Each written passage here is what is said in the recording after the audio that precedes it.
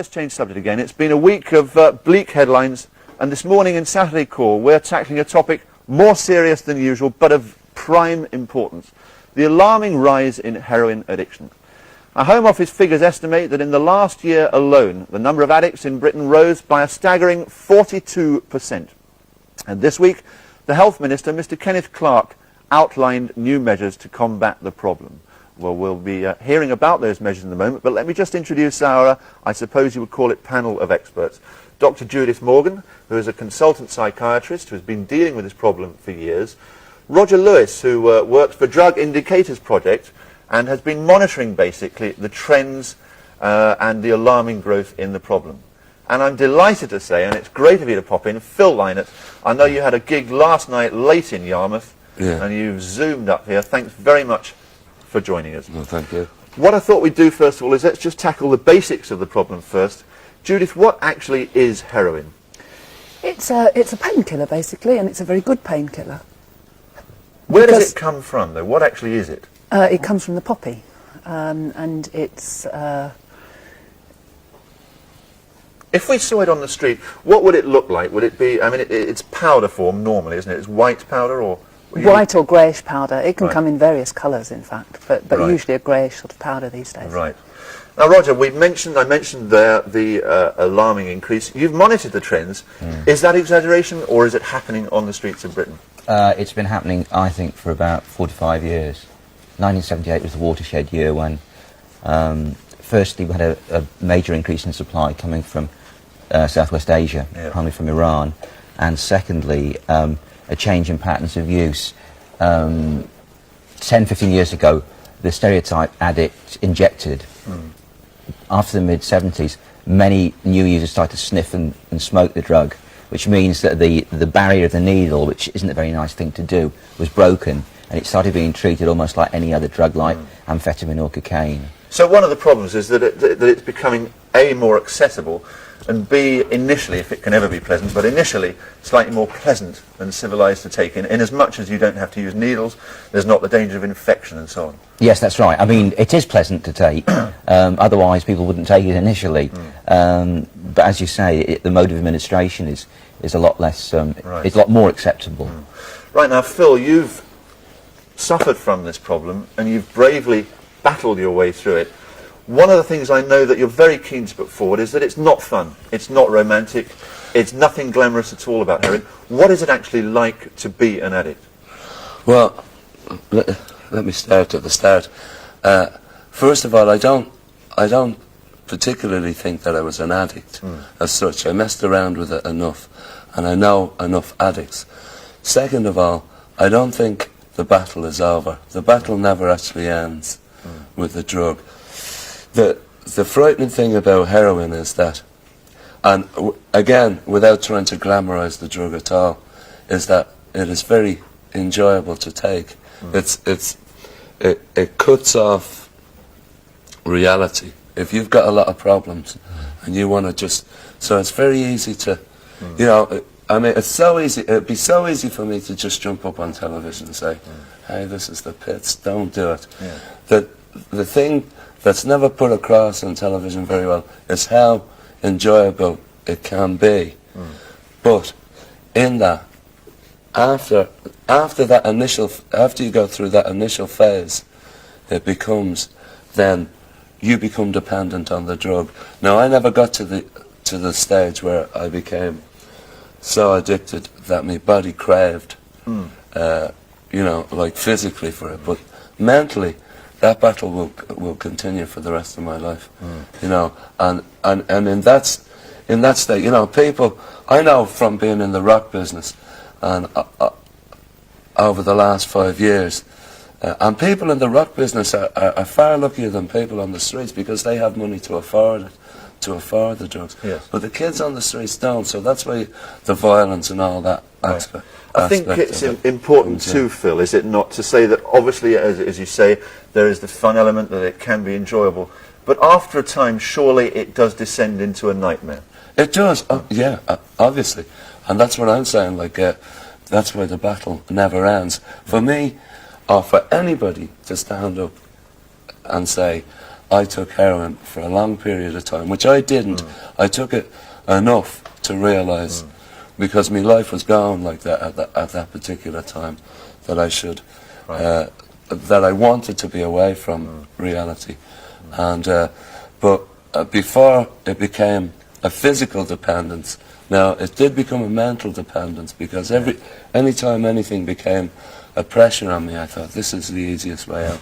Now I've stopped insofar as taking it on that casual basis, but that doesn't mean that the urge doesn't come back every time there's a bit of pressure, or every time, you know, that it comes around. And it does come around in ever elongating circles, if you know what I mean. At first it's every week, then maybe every month, then maybe every 6 months.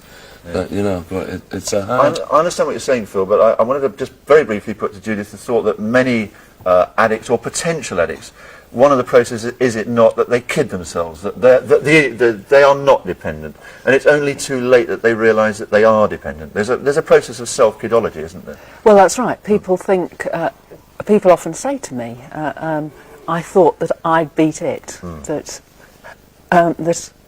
it'd never get to be my own master. Yes. And of course, and then too it late does. they find out. Any of us could become addicted. Right. Okay, well, let's just briefly remind ourselves. The government have outlined their proposals this week, and these are the 4 basic measures that they outlined. A new maximum prison sentence for pushers will be life. The creation of new drug units in every police force in the country. There'll be 100 extra customs officers to fight the import of drugs. And finally, a cash injection of £7 million to the relevant health services. Judith, are you satisfied with that? Is that a package that you think will be sufficient to cope with the problem? Well, I don't know that anything's really sufficient to cope with the problem, because it's a very considerable problem. I think that the government is certainly taking it seriously. I don't know about the prison sentences for drug pushers, because I presume that they mean really big drug pushers, because a lot of heroin abusers themselves become pushers in a minor way, and I wouldn't like to think that they're going to be given maximum prison sentences. But do you not have this horrific problem with the NHS that there are 100 or so beds available, thousands of addicts who need to be treated in hospital? Oh, that's right. We have a long waiting list to see people, and it's very unfortunate when you get a phone call from a parent, or from a GP, or somebody else who's interested, or from the user themselves. Right. And they actually can't get in because we can't see them for 6 weeks or something like that. And it must be very unfortunate for them to discover that they can't get an appointment for so long. Roger, your opinion on the package? Does it go far enough? I concur pretty well with Judith. The life imprisonment worries me, not because bulk importers with kilos will go down for life, but the tariff will tend to rise right down the scale, and so somebody who is, say, his friend comes who's hurting very bad, says, can you give me some heroin because I can't handle it? That is supply, and the tariff could go up, so that person will get a custodial sentence, which in one sense could be interpreted as an act of charity, and that's what worries me, that it's small people who are basically addicts and socially supplying that are going to get hit hardest, and that will exacerbate their problems. At the top end, you know, 14 to life, well, fine, but I'm just worried about the knock-on effect down to the small user. Right. Phil, in the world that you live in, obviously drugs were A, accessible, B, fairly easy to purchase, but it's very worrying, isn't it, the new trend that they're much cheaper on the street. Do you believe that this could provoke even more of a spread at street level? Quite definitely. And the point that I think that's been missed here is that some people's resistance to the drug is completely different to others. I mean, I see Pete Townsend on the television the other day, and he said he just went near the drug once and he was addicted. Some people can dabble around for years and then it catches them. And they could, maybe they're fooling themselves, maybe they're not, but there is a different ratio for different people. I know people that when they come off heroin, they become alcoholics. When they go from alcoholics, they go on to another drug. Some dependency. I know people that use Narcotics Anonymous as a substitute for, you know, and they become almost like guru freaks, where they become so totally immersed in Narcotics Anonymous or AA that they become equally as warped as when they were with the drug.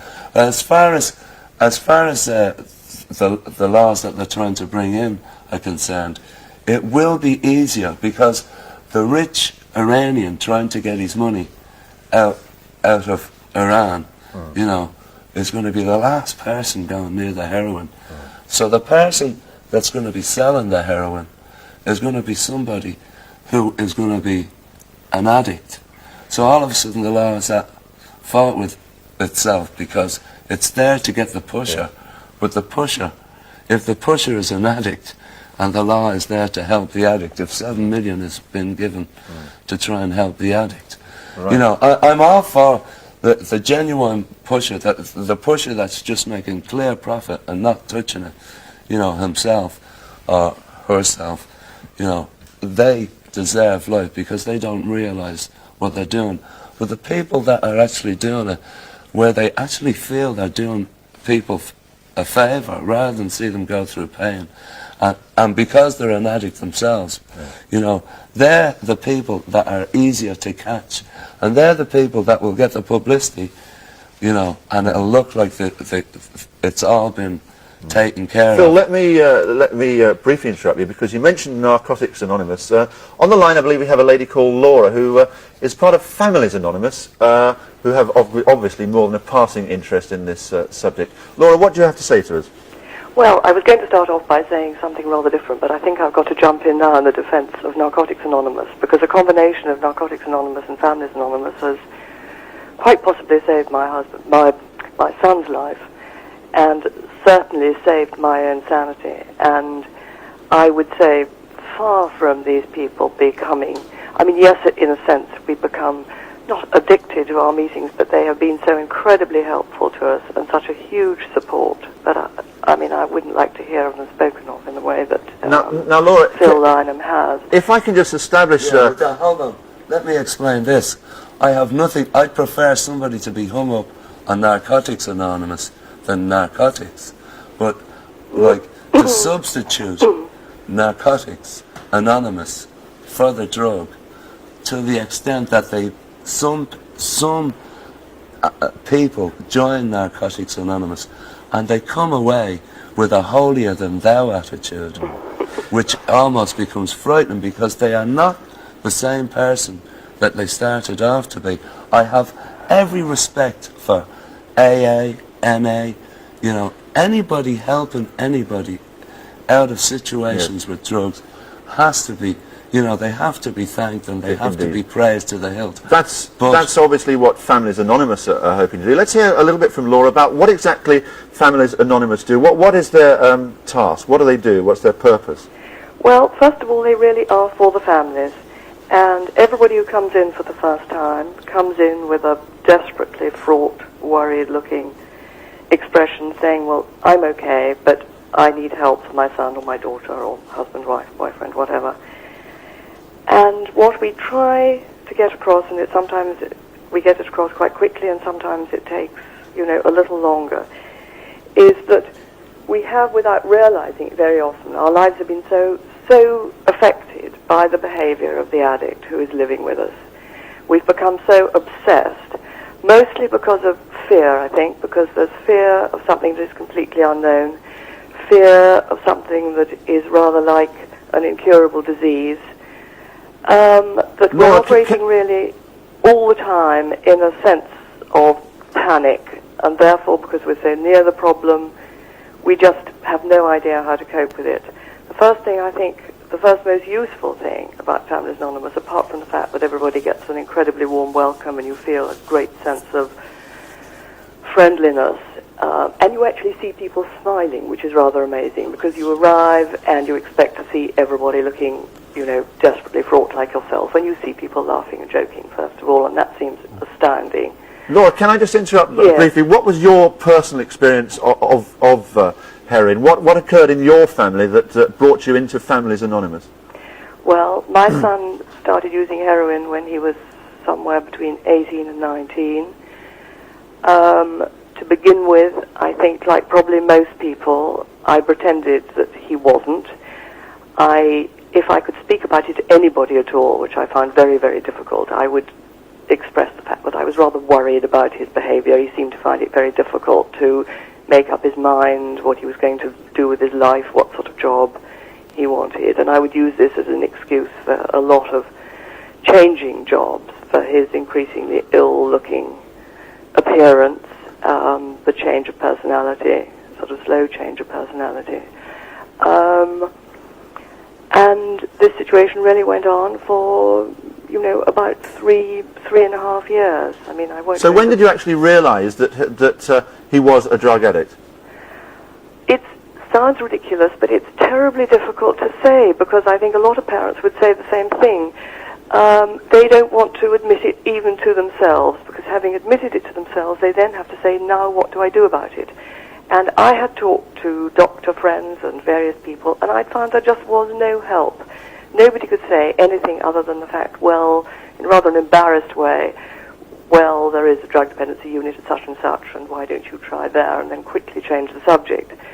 When I did finally have to accept it because of evidence and so on, and, the first moment that you find a syringe, for example, which is just absolutely horrendous, because, you see, for a long time, I think, like most people, one just thinks, nobody, my son could not be this thing called a drug addict. This just simply can't be possible.